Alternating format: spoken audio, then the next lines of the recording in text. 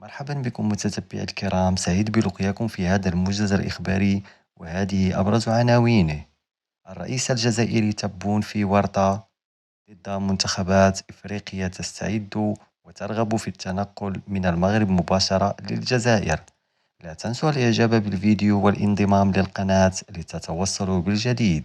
في ظل العلاقات الأخوية المتميزة التي تجمع المغرب وعددا من البلدان الإفريقية، وتفعيل الاتفاقيات التعاون الموقعة بين الجامعة الملكية المغربية لكرة القدم وعدد من الاتحادات القارية، أبدت مجموعة من المنتخبات المشاركة في بطولة إفريقيا للاعبين المحليين رغبتها في الاستعداد للشان بملاعب المغرب.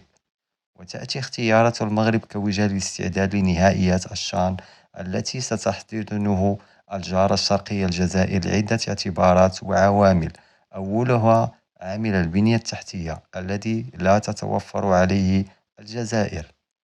المملكة والملاعب ومراكز التدريب من أعلى طراز التي تضع الجامعة رهن إشارة الأشقاء الأفارقة. كما أن قرب المغرب جغرافيا من بلد المنظم للتظاهرة وتشابه الطقس بين البلدان كذلك ساهم في الدفع باتحاد من المجموعة من المنتخبات المشاركة لاختيار المغرب كوجهة لاستعدادها الأخير قبل دخول غمار المنافسة بالجزائر. الجزائر بقرارات غبية من حكامها وضعت الدولة ككل في مأزق وفي وضع لا تحسد عليه أمام دول القارة الإفريقية.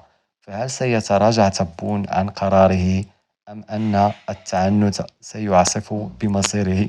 بطولته كانت بالجزائر، تمنى النفس بأن تظهر من خلالها إلى إمكانيات وإن كانت محدودة في سباق الترشح لنيل شرف تنظيم كان 2025.